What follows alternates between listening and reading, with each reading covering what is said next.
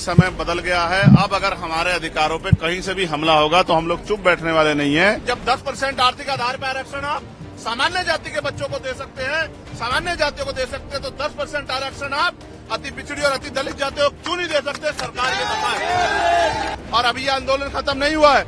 आज तो संपूर्ण भारत में भारत बंद जारी है, लेकिन 11 सितंबर को जो हमने दूसरा चरण इसका बुलाया दिल्ली में, उस दिन हम सरकार को घुटने टिकवा देंगे। चैलेंज करके कहता हूं, आज इस आंदोलन में जिस सरकार के नेतृत्व में हमारे लोगों की पीठ पर लाठियां पड़ेगी, उस सरकार की कुर्सी को पलटने का काम, तख्ता पलट करने का काम भी हम आने वाले कल में करेंगे। इस बात का भी मैं सरकार को चैलेंज देता हूं, मेरी बात को याद रखना। मैं सरकार का विरोधी तो हूं। जब तक सरकार जिम्मेदारी से कोई काम नहीं करेगी, हम सरकार की नीयत पे शक करते हैं, हम सरकार का भरोसा नहीं करेंगे। चंद्रशेखर, आप यहाँ क्यों आए हैं? मैं यहाँ जिस समाज ने सड़कों पे उतर के इस केंद्र की सरकार को और सुप्रीम कोर्ट में बैठे जजों को ये बताने का काम किया है कि समय बदल गया है। अब अगर हमारे अधिकारों पे कहीं से भी हमला होगा तो हम लोग चुप बैठने वाले नहीं हैं।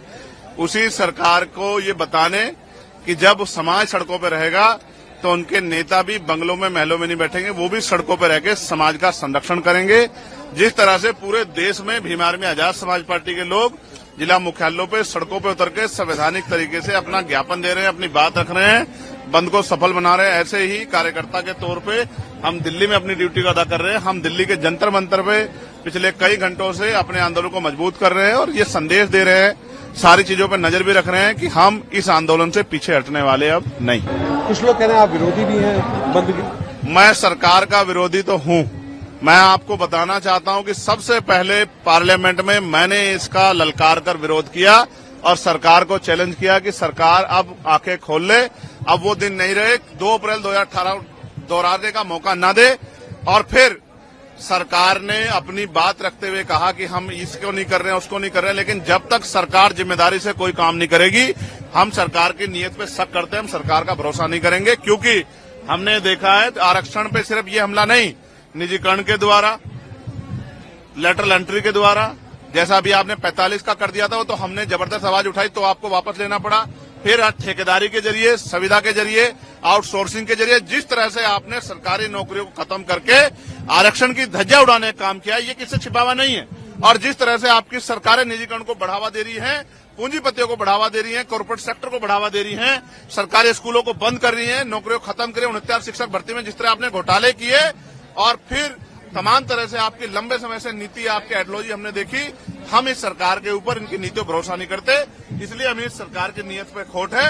डॉक्टर बाबा साहब अम्बेडकर ने कहा था, संविधान कितना भी अच्छा क्यों ना हो, चलाने वाले हाथ अच्छे नहीं होंगे, उनकी नीयत अच्छी नहीं होगी, उनकी नीति अच्छी नहीं होगी, तो अंत संविधान बुरा साबित होगा। इसलिए आज हम ये नीला झंडा लेके आते हैं कि हम किसी भी कीमत पे सरकार के हथकंडों को, सरकार की बुरी मंशा को, सरकार के षड्यंत्रों को कामयाब नहीं होने देंगे। एक और बात, अगर सरकार कहती है कि बंटवारे की बात, वो कुछ देने की बात कर रहे हैं, तो मैं आपको विश्वास दिलाता हूं, मैं चंद्रशेखर आजाद, बाबा साहब अम्बेडकर, मान्यवर काशीराम साहब, मान्यवर दीना भाना वाल्मीकि जी के मिशन का सिपाही, मैं आपको विश्वास दिला कहता हूं, ये हमारे भाइयों की बात है। हम अपने भाइयों से इस आंदोलन के बाद टेबल टॉक करेंगे, उनकी समस्या को सुनेंगे, अपनी बात भी रखेंगे और मिलकर अपनी समस्या का हल निकालेंगे। हम बंदर बाट नहीं होने देंगे। हम सरकार को अपने अधिकारों पे राजनीतिक रूप से फायदा लेने के लिए अपने लोगों को लड़ने नहीं देंगे। हम अपने भाईचारा बना के रखेंगे। और फिर मैं कह रहा हूं, मैंने 1.5 साल पहले मांग उठाई थी कि जो जिन जातियों को अवसर नहीं मिले, जब 10% आर्थिक आधार पर आरक्षण आप सामान्य जाति के बच्चों को दे सकते हैं, सामान्य जातियों को दे सकते हैं, तो 10% आरक्षण आप अति पिछड़ी और अति दलित जातियों को क्यों नहीं दे सकते? सरकार ये बताए। लेकिन सरकार ने की मंशा ही कभी ये नहीं थी। सरकार की मंशा तो जातिगत आरक्षण को खत्म करने की है। सरकार की मंशा तो जातिगत आरक्षण को खत्म करके, हमारी संवैधानिक ताकत खत्म करके, आर्थिक आधार पर आरक्षण लागू करके अपने लोगों को फायदा देने की है। सरकार की मंशा तो लेटर एंट्री करके हमारे लोगों को सिस्टम से निकाल के, अपनी विचारधारा के लोगों को सिस्टम में बिठा के, और पॉलिसी मेकिंग में जब उनके लोग बैठे होंगे तो हमारे लिए पॉलिसियां नहीं बनेंगी।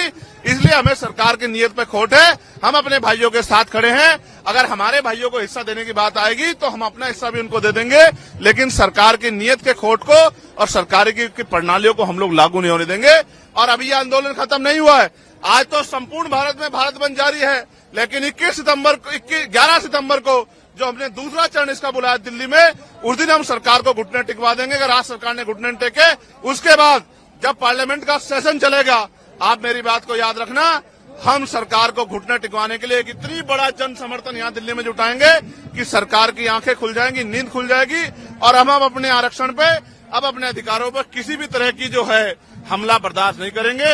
अपनी भाईचारे को बना के रखेंगे, अपनी एकता को बना के रखेंगे और दुश्मन की चालों को भी कामयाब नहीं होने देंगे। मैंने सरकारों को ये भी कहा है, जिस तरह लाठियां बिहार में हमारे लोगों पे मार रहे हो, हमारे लोगों को पीटने के चक्कर में एसडीएम को ही पुलिस ने पीट दिया, ये जो लाठी मारने की प्रथा है, इसका भी सूद समेत हम लोग जवाब देंगे आने वाले कल में। और आपकी लाठियों का जवाब जो है हम लोग अपने तरीके से, संवैधानिक तरीके से देंगे।